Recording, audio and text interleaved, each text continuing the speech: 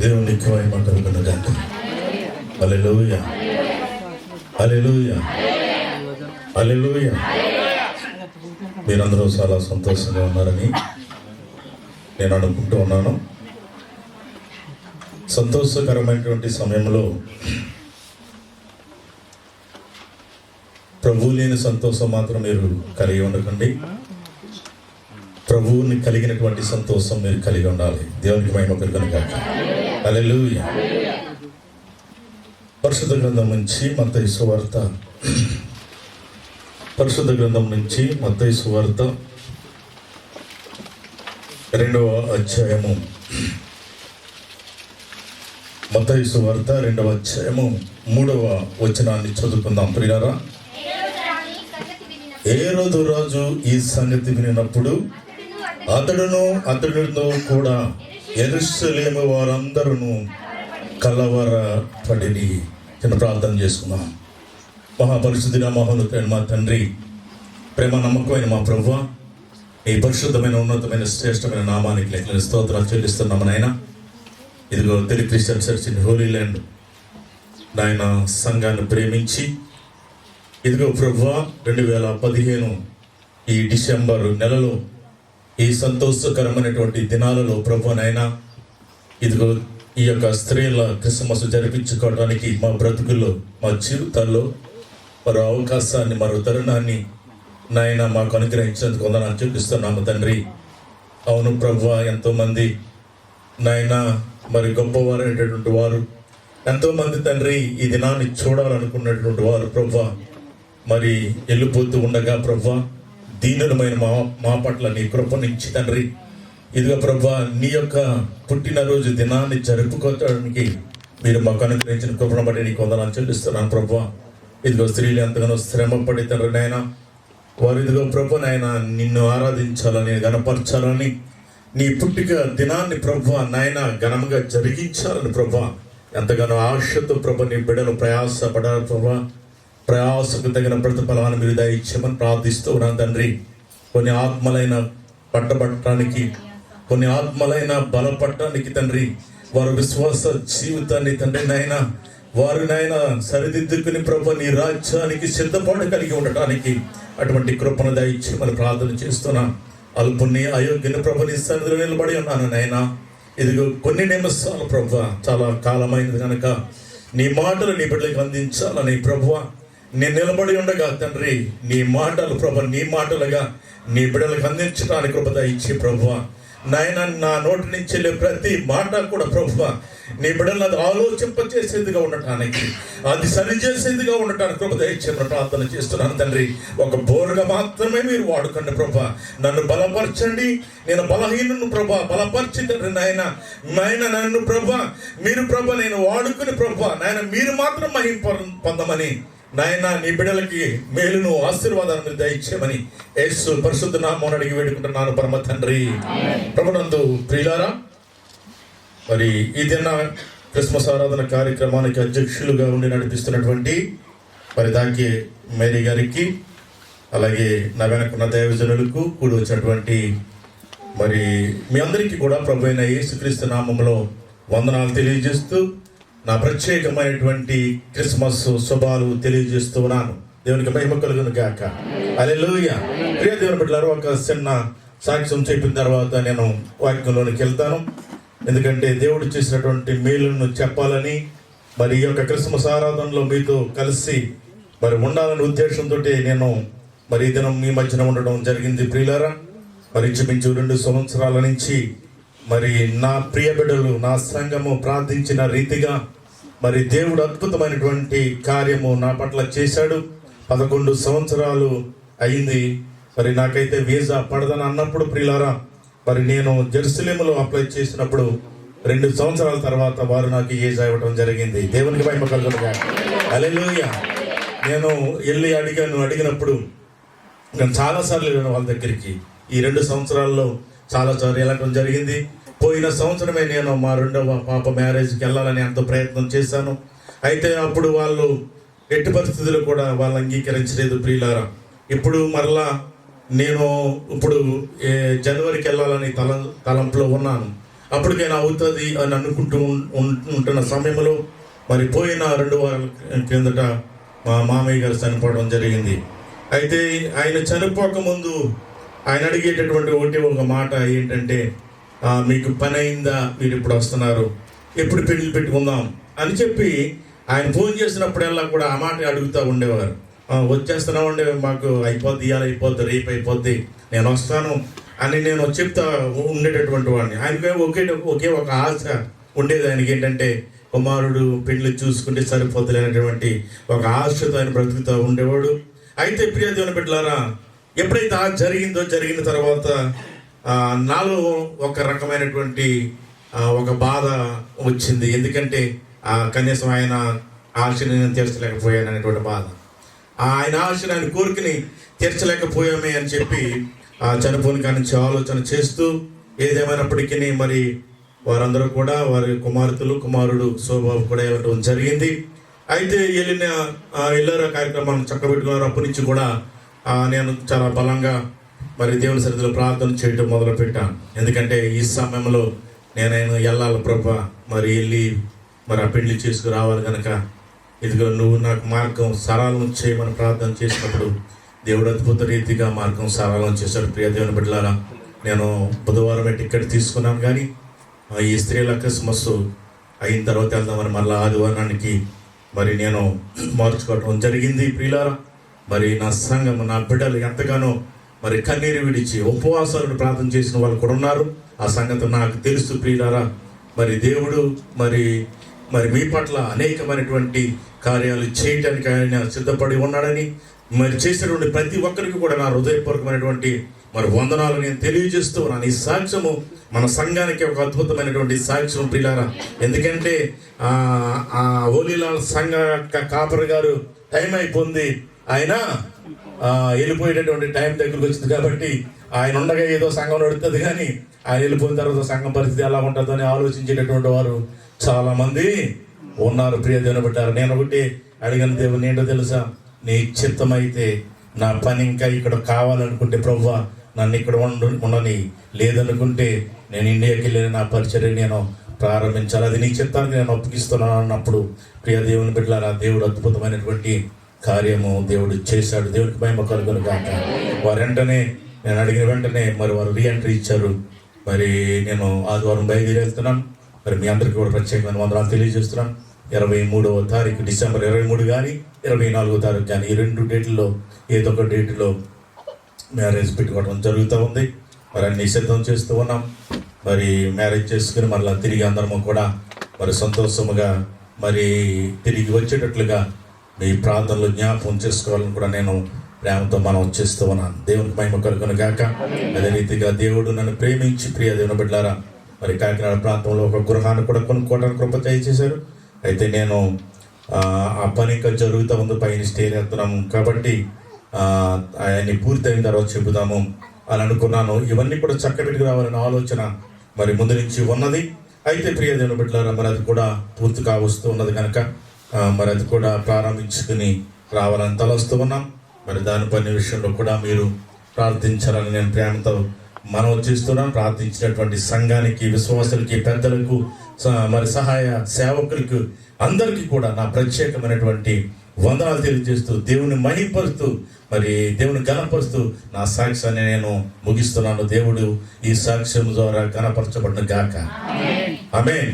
ప్రభునందు ప్రియులారా, దేవుని యొక్క వాక్యంలోనికి మనము చూసినట్లయితే క్రిస్మస్ దినాల్లో చాలా వాక్యాలు మనం వింటూ ఉంటాం. చాలా సందర్భాల్లో మరి ఈ యొక్క లూకా సువార్తలో కానీ మత్తయి సువార్తలో కానీ ఉన్నటువంటి ప్రతి విధమైనటువంటి వాక్యం ద్వారా కూడా దేవుని యొక్క సేవకుల ద్వారా మాటలు మనం వింటూ ఉంటాం. ప్రియ దేవుని బిడ్డలారా, ఇక్కడ మనం చూస్తున్నట్లయితే అక్కడ ఏ రోజు రాజు ఈ సంగతి విన్నప్పుడు అతనితో కూడా యెరూషలేములో ఉన్న వారందరూ కూడానంట కలవరపడినట్లుగా మనం చూస్తూ ఉన్నాం. ప్రియ దేవుని బిడ్డలారా, దేవాది దేవుడు తన ప్రియ కుమారుడైనటువంటి యేసు క్రీస్తు ప్రభు వారిని సర్వ పాప మానవాళి రక్షణార్థముగా ఈ భూలోకానికి ఆయన పంపించినటువంటి దినము. ప్రియ దేవుని బిడ్డలారా, అది క్రిస్మస్ దినము.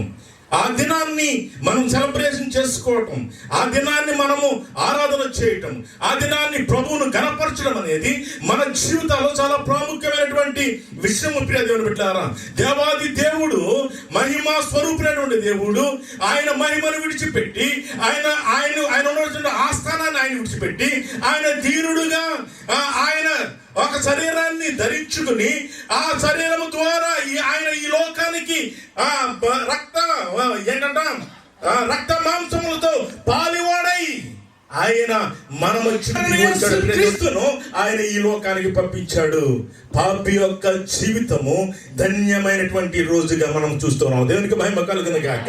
హల్లెలూయా, హల్లెలూయా. ప్రియ దేవుని బిడ్డలారా, ఈ సందర్భాన్ని బట్టి అందుకే మనము సెలబ్రేషన్ చేసుకున్న, సంతోషించిన, దేవుని మహిమపరిచిన అవన్నీ కూడా మన ప్రభువైన యేసుక్రీస్తుకు సెందేవుగా ఉండాలి తప్ప మన సంతోషానికి కానీ మన యొక్క ఆనందాన్ని కానీ మన యొక్క గొప్పతనం చేసుకోవడానికి కాదనే సంగతిని మీరు గమనించవలసిందిగా ప్రేమతో మనం చేస్తున్నాం. ప్రియ దేవుని బిడ్డలారా, దేవుని యొక్క సన్నిధి అనేటటువంటిది దేవుడే మన దగ్గర దిగి వచ్చినటువంటి రోజు, దేవుడే మనం దర్శించినటువంటి రోజు. ప్రియులారా, ఈ క్రిస్మస్ దినాన్ని ప్రియులారా దేవుడు ఈ యొక్క లోకానికి దిగి వస్తే కొంతమందిలో సంతోషం ఉంది, కొంతమందిలో అంట కలవరము ఉన్నట్టుగా మనం చూస్తూ ఉన్నాం. ప్రియులారా, అందరిలో కూడా సంతోషం లేదు, అందరిలో కూడా మెసేజ్ వస్తానటువంటి ఆనందం లేదు. కానీ కొందరిలో సంతోషము, కొందరిలో కలవరం ఉంది. ప్రియ దేవుని బిడ్డలారా, కొందరిలో క్రిస్మస్ లో ఆనందిస్తున్నారు, కొందరిలో సంతోషిస్తున్నారు, కొందరిలో ఏముందంటే క్రీస్తును మిస్ చేస్తూ ఉన్నారు. ఏం చేస్తున్నారండి?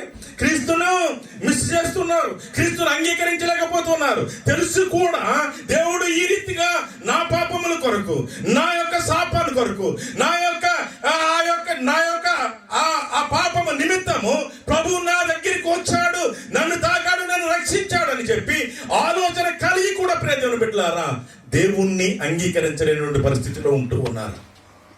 ఇక్కడ ఏ రోజు రాజు యొక్క పరిస్థితి, యెరూషలేములో ఉన్నటువంటి వారందరూ పరిస్థితి ఎలా ఉందంటే క్రీస్తుని మిస్ చేసుకునేటువంటి పరిస్థితి కనబడుతుంది. ప్రియ దేవుని బిడ్డలారా, ఏ రోజు యొక్క రాజుకు తెలుసు యూదుల రాజుగా పుట్టినవాడు ఎక్కడ ఉన్నాడు, మేము ఆయన నక్షత్రం చూసి ఆయనను పూజించడానికి వచ్చామని చెప్పి ఆ సూట్ అయినటువంటి సమాధానం ఎవరి దగ్గరికి వచ్చిందంటే, మొట్టమొదటిగా ఎవరి దగ్గరికి వచ్చిందంటే ఏ రోజు దగ్గరికి వచ్చింది. పిల్లారా, ఇదిగో యూదుల రాజుగా పుట్టినవాడు ఎక్కడ ఉన్నాడో, మేము ఆయన నక్షత్రాన్ని చూసి మేము ఆయన పూజించడానికి వచ్చామన్నప్పుడు ఆయన అంటూ ఉన్నాడు కదా, ఇదిగో నేను కాక వేరొక రాజు పుట్టడమా, ఇదిగో నేను కాక వేరొక రాజు పుట్టితే నా మీద ఏరొక రాజు ప్రభుత్వం చేయడానికి కానీ, ఏరొక రాజు నా మీద అధికారం చెలాయించడానికి కానీ ఇష్టపడినటువంటి ఏ రోజు ప్రియ దేవుని బిడ్డలారా, మోసగాడైనటువంటి ఏ రోజు, నరహంతకుడైనటువంటి ఏ రోజు చెప్తున్న సమాధానం ఏంటో తెలుసా?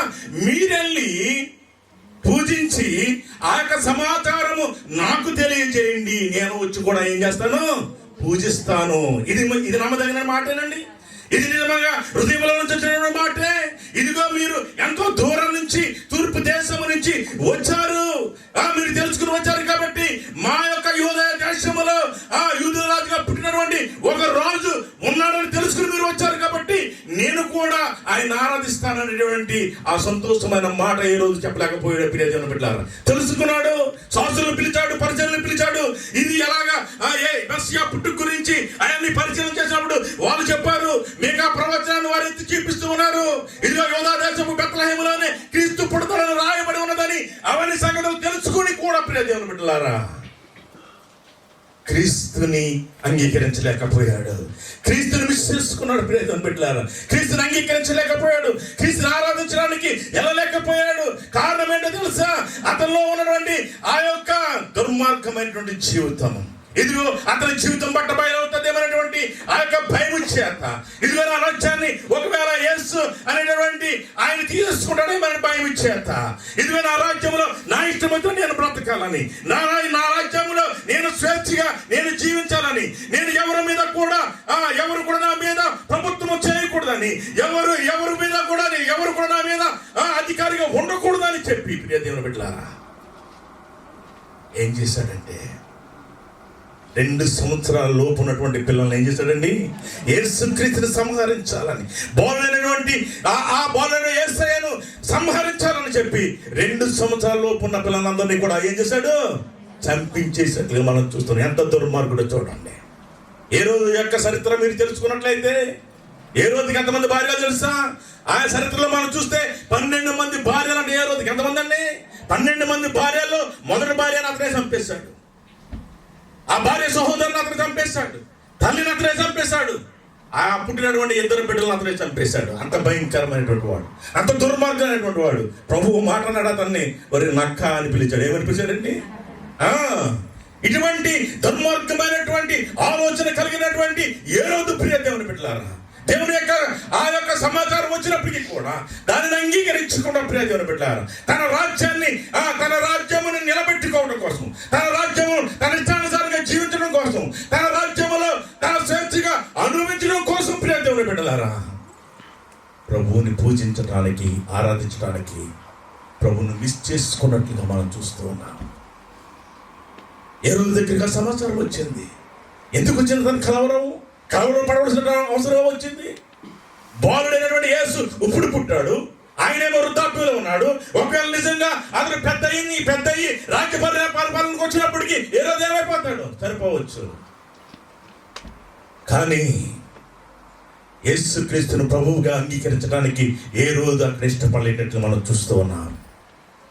ఏ రోజుకి ఒకరి అధికారం కింద ఉండటానికి అతనికి ఇష్టం లేనట్టుగా మనం చూస్తూ ఉన్నాం. దేవుని యొక్క సన్నిధి మన దగ్గరికి వస్తూ ఉన్నప్పుడు ప్రియ దేవుని బిడ్డలారా, దేవుని యొక్క ఆ సన్నిధి మనం అనుభవించడానికి నిన్ను ప్రేరేపణ చేస్తూ ఉన్నప్పుడు ఆ సన్నిధిని నువ్వు అనుభవించాలని ఇష్టపడుతూ ఉన్నావా?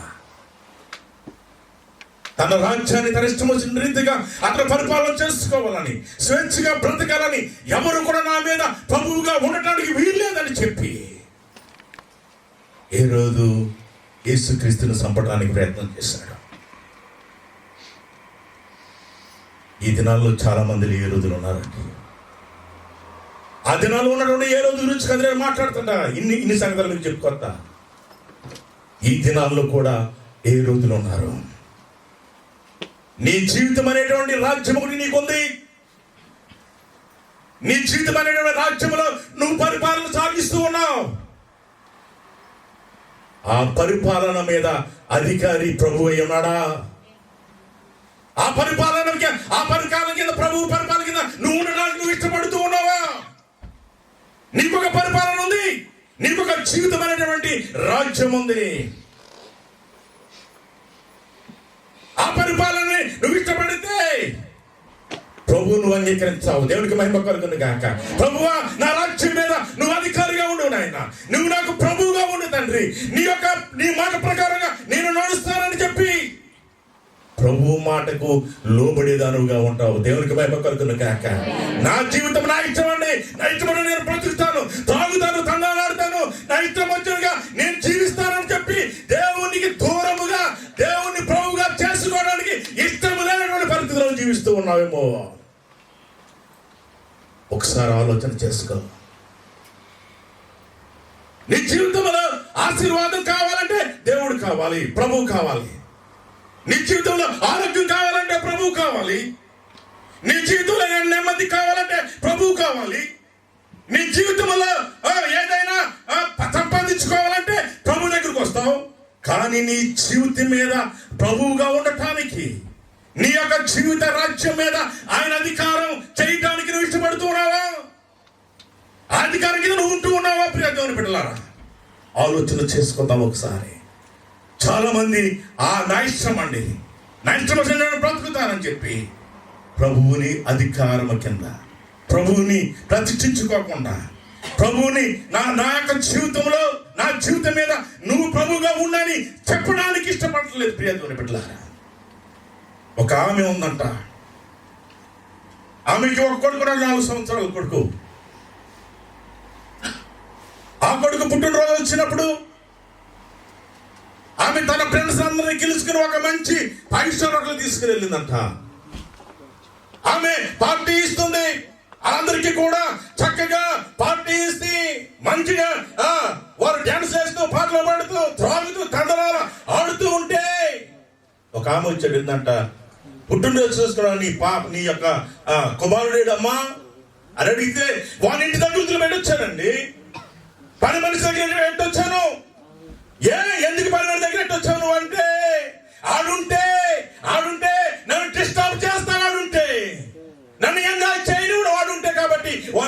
వదిలిపెట్టి వచ్చానని చెప్పిందంట. కారణం ఏంటో తెలుసా? ఈ దినాల్లో నీకు ఎంజాయ్మెంట్ ఉండట్లేదని, నీకు డిస్టర్బ్ జరుగుతుందని దేవుణ్ణి పక్కకు పెట్టేసి ప్రభువుని అధికారిగా నువ్వు అంగీకరించకుండా నీ ఇష్టం వచ్చిన రీతిగా నీ ఇష్టమైన జీవిత విధానాన్ని నీ రాజ్యాన్ని నడుపుకుంటూ నీ పరిపాలన సాగిస్తూ ఉన్నావేమో ఒకసారి ఆలోచన చేసుకో. నీ పరిపాలన ఆ రీతిగా నీ ఇష్టంగా నువ్వు నడిపించుకుంటున్నావేమో నీ జీవిత పరిపాలన. ఏ రోజులో కలవరము బయలుదేరిందంట. ఏ రోజులో కలవరం దేనికండి? ఎందుకు కలవరపడాలి? ఏ రోజు ప్రభువుని ప్రతిష్ఠించుకోవడానికి, తన జీవితం మీద ప్రభువుని అంగీకరించడానికి, నువ్వు ప్రభువుగా ఉండు నాయన, నువ్వు అధికారిగా ఉండు నాయని అని అని అనలేడు. కాబట్టి ప్రియ దేవుని బిడ్డలారా, ఆయన చంపడానికి ప్రయత్నం చేశాడు. అనేక మంది ఏ రోజులు ఈ దినంలో కూడా ఉన్నారు. అనేక మంది ఏ రోజులు ఈ దినంలో కూడా ఉన్నారు. ప్రియ దేవుని బిడ్డలారా, ఏ రీతిగా ఉంటుంది? ఏ రోజులో కలవరము, ఏ రోజులో కలవరం. క్రీస్తు పుట్టిన సంతోషం లేదు. క్రిస్మస్ ఆనందాన్ని పంచుకోవాలని సంతోషం లేదు. క్రీస్తును మిస్ చేసుకున్నట్లుగా ఏ రోజు యొక్క జీవితంలో మనం చూస్తూ ఉన్నాం ప్రియులారా. అందుకని చాలా దుర్మార్గమైనటువంటి మరణాన్ని ఏ రోజు మరణించినట్లుగా మనం చూస్తూ ఉన్నాం. చాలా మంది చెప్పే మాట ఏంటో తెలుసా? నాకు ఇంకా సమయం ఉందండి, నాకు ఇంకా టైం ఉంది దేవుళ్ళు రావడానికి, నేను దేవుణ్ణి అంగీకరించడానికి ఇంకా చాలా సమయం ఉంది, దేవుడు నా మీద పరిపాలన చేయడానికి నాకు ఇంకా టైం ఉందని చెప్పి ఇంకా ఆలోచన చేస్తూ ఉంటారు. డిఎల్ మూడీ అనేటువంటి భక్తుడు ఆయన ఉన్నాడు.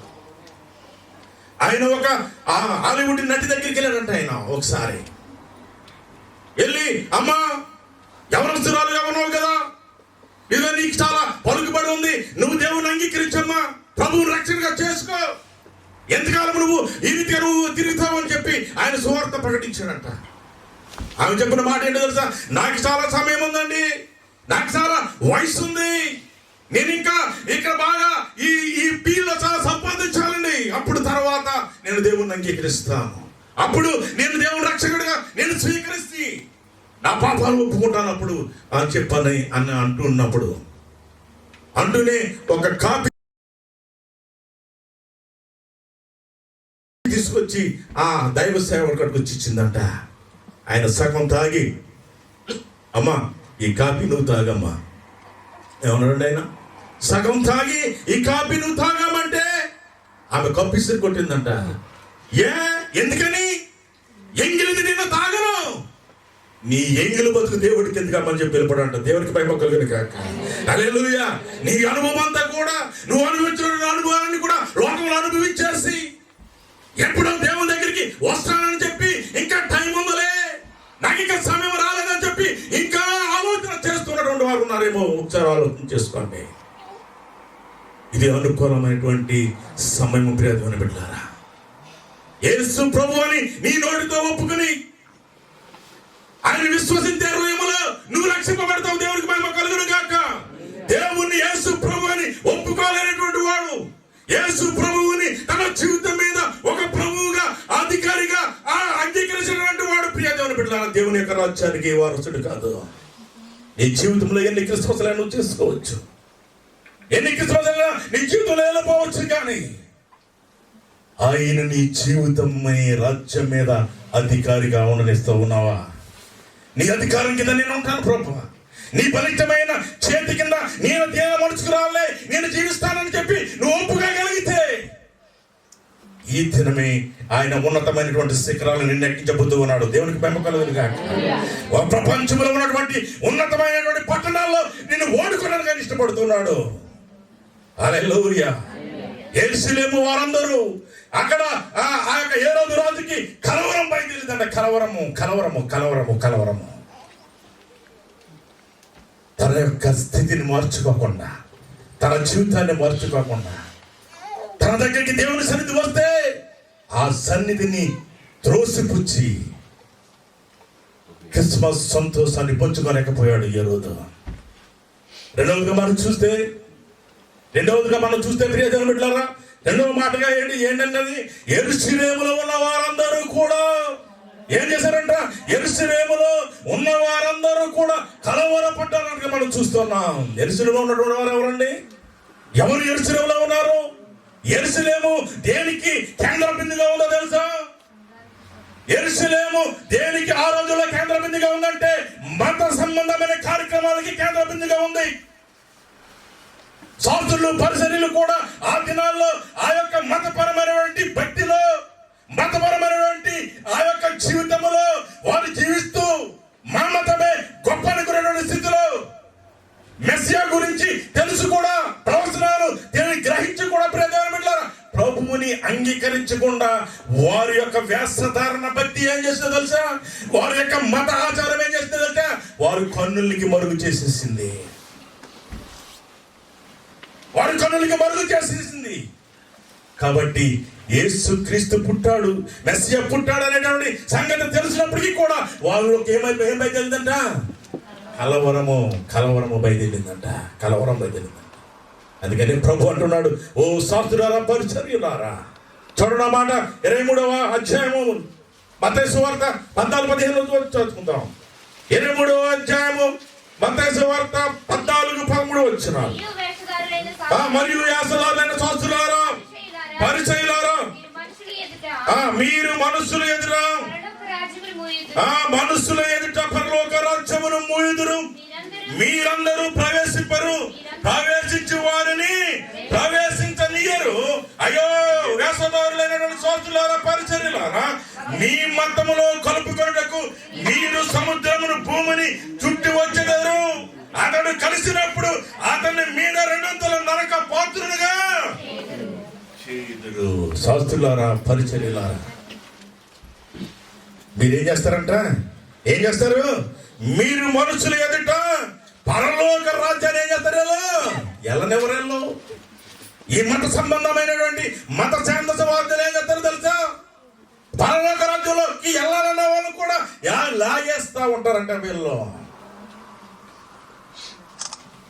లాగేస్తూ ఉంటారు. ప్రియ దేవుని బిడ్డలారా, వారు ప్రవేశించారు.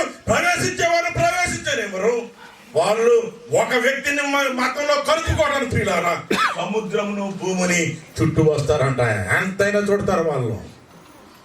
ఒక వ్యక్తిని మతంలో కలుపుకోవటానికి ఎంత దూరమైనా వెళ్తారంట వాళ్ళు. అటువంటి మత సంబంధమైనటువంటి ఆచారమైన భక్తిలో ఉన్నటువంటి వారు, ఆచారపరమైనటువంటి భక్తి, ప్రియ దేవుని బిడ్డలారా, ఆచార సంబంధమైన భక్తి, దేవుని నీతిని అది జరిగించలేదన్న సంగతిని మీరు గుర్తించాలి. మతము స్థాపించడానికి దేవుడు ఈ లోకానికి రాలేదు. మతకర్తగా యేసుక్రీస్తు ఈ యొక్క భూలోకంలోనికి జన్మించలేదు. ప్రియ దేవుని బిడ్డలారా, ఆయన రాజ్యము, ఆయన మార్గాన్ని ఏర్పాటు చేయడానికి ఈ లోకానికి వచ్చాడు. దేవునికి మహిమ కలుగును గాక. హల్లెలూయా. ఆయన రాజ్యాన్ని స్థాపించడానికి లోకానికి వచ్చాడు. ఆయన మార్గాన్ని చూపించడానికి ఈ లోకానికి వచ్చాడు. దీనుడుగా, దరిద్రుడుగా ఆయన మన మధ్యను మన కొరకు తన ప్రాణాన్ని పెట్టడానికి ఆయన జన్మించాడు. పిల్లలు,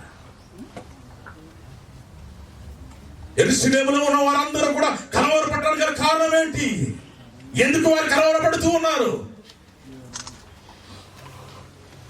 వారి యొక్క మతానికి ఏమైనా ఇబ్బంది వచ్చేస్తుందేమో, వారి యొక్క ఆచారాలకి ఏదైనా ఇబ్బంది వచ్చేస్తుందేమో. యేసుక్రీస్తుని నన్ను మమ్మల్ని మానేసి యేసుక్రీస్తుని అంగీకరిస్తారేమో అని చెప్పి వాళ్ళలో కలవరం మొదలు పెట్టిందంట. ప్రియతను పెట్టారా, వారికి తెలుసు, శాస్త్రులకి పరిచయాలకి తెలుసు కూడా.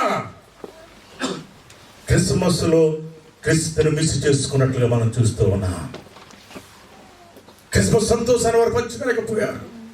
దేవుని యొక్క సన్నిధిని వారు అనుభవించలేకపోయినట్లుగా మనం చూస్తున్నాం. ప్రియతను బిడ్డ, ఏ రీతిగా మనం ఉంటూ ఉన్నాం, ఏ రీతిన జీవితం మనం జీవిస్తూ ఉన్నామో ఒకసారి మనం ఆలోచన చేసుకోవాలి. ఏ రోజులో కలవరము, యెరూషలేములో ఉన్నటువంటి వారందరిలో కూడా కలవరము. ఇంకా మనం చూస్తే ప్రియులారా, ఏ సోబులు కూడా కలవరం ప్రారంభమైంది.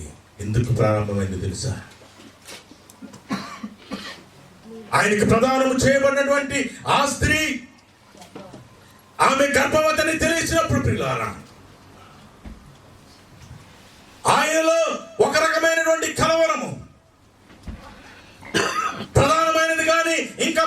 రాలేదు కాబట్టి నీతిమంతుడైనటువంటి యేసోబులో ఏం బయలుదేరిందో తెలుసా? కలవరము బయలుదేరిందంట. కలవరం బయలుదేరితే ఆయన ఏం చేశాడు తెలుసా? ఆమెను అవమానపరచాలని ఆయన అనుకోలేదు, కానీ అనుకున్నాడు ఒక మాట. ఏంటో తెలుసా? రహస్యముగా ఆమెను విడనాడాలని ఉద్దేశించాడంట. అదే మనకు తెలిస్తే ఉత్తమ సరిపోద్ది, చదవలేదు. అదే మనమైతే పెళ్లికి ముందు ప్రదానం చేయబడిన స్త్రీ ఒకవేళ గర్భవతిని తెలిస్తే ఎంత అవమానపరుస్తారండి, ఎంత హేళన చేస్తారు సమాజంలో. కానీ యేసోబులో ఉన్నటువంటి గొప్ప లక్షణం ఏంటో తెలుసా? ఆమెను అవమానపరచనొల్లక రహస్యముగా విడనాడాలని చూశానంట. రహస్యంగా విడనాడాలని ఉద్దేశించినప్పుడు పిల్లారా, వెంటనే దేవుని దూత అతనికి ప్రత్యక్షమైంది. దేవునికి మేము కలుగును కాక. హల్లెలూయా. అక్కడ చదువుకుందాం, ఒక మాట చదవమా మాట. యేసోబు నీ భార్య అయినటువంటి మరియను చేర్చుకొనుటకు భయపడకుము, ఆమె గర్భము ధరించినది పరిశుద్ధాత్మ వలన కలిగినది. ఆమె ఒక కుమారుని కనును, తన ప్రజలను వారి పాపముల నుండి ఆయన రక్షించిన గనక ఆయనకు యేసు అని పేరు పెట్టబడెను. చూడండి 24వ వచనం. యేసోబు నిద్ర మోలుకొని ప్రభువు దూత తనకు ఆజ్ఞాపించిన ప్రకారము చేసి తన భార్యను చేర్చుకుని ఆమె కుమారుని కను వరకు ఆమెను ఎరగకుండాను. దేవునికి మహిమ కలుగును గాక. హల్లెలూయా. ఎప్పుడైతే ఆ దూత వచ్చి చెప్పిందో, దూత చెప్పిన వెంటనే తన నిర్ణయాన్ని మార్చుకున్నాడట యేసోబు. యేసోబు యొక్క నీతి, యేసోబు యొక్క కలవరము ప్రియ దేవుని బిడ్డలారా, మనం చూస్తే ఇక్కడ దేవుని యొక్క నీతిని జరిగించినట్లు మనం చూస్తున్నాం. హల్లెలూయా. యేసోబులో కలవరం పుట్టింది. ఆ కలవరము ఎలా ఉన్నదంటే, ఆ కలవరము దేవుని యొక్క నీతిని జరిగించింది పిల్లారా.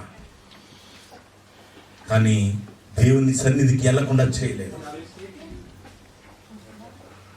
దేవుని సన్నిధికి దూరం చేయలేదు,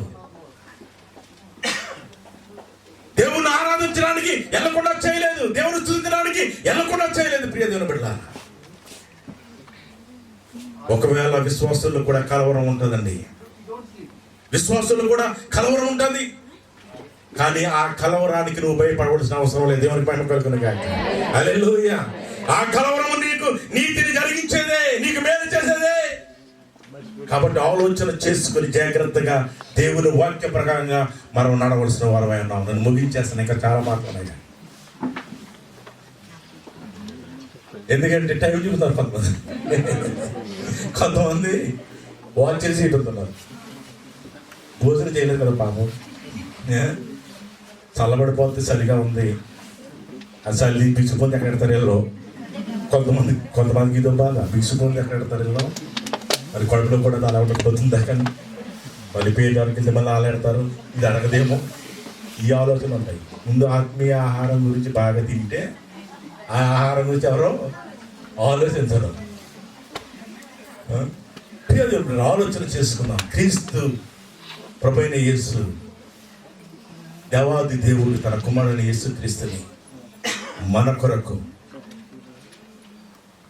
తన కుమారుణ్ణి ఒక బహుమానంగా, ఒక కానుకగా ఆయన మనం ప్రేమించాడు కనుక, ఆయన ప్రేమ స్వరూపం కనుక ఆయన్ని మన కొరకు పంపించాడు. మనం ఏ రీతిగా ప్రభువుని స్వీకరిస్తూ ఉన్నాం, ఏ రీతిగా మనం చేర్చుకుంటూ ఉన్నాం, ఏ రీతిగా మనం అంగీకరిస్తూ ఉన్నాం, మన క్రిస్మస్ ఆరాధన ఏ రీతిగా ఉంటుంది. నీ జీవితంలో డెకరేషన్ ఉందా? మంచిదే. మంచి బట్టలు కట్టుకున్నావు? మంచిదే. పిన్నోట్లు బాగానే చేస్తావు, చక్కగా సత్యం కూడా అలంకరించావు, మంచిదే. నీ హృదయంలో ఉన్నాడా? ప్రభువు నీ హృదయంలో చేర్చుకున్నావా? ప్రభువు లేనటువంటి ఆరాధన నీ హృదయం. నువ్వు ఎంత ప్రార్థన పరురాలువైనా, ఎంత విశ్వాసమైనా అది అర్థం లేదు పట్ల ఈ దినమే ప్రభు నీ హృదయంలో చేర్చుకో. నువ్వు విడిచిపెట్టవలసినవన్నీ విడిచిపెట్టాయి.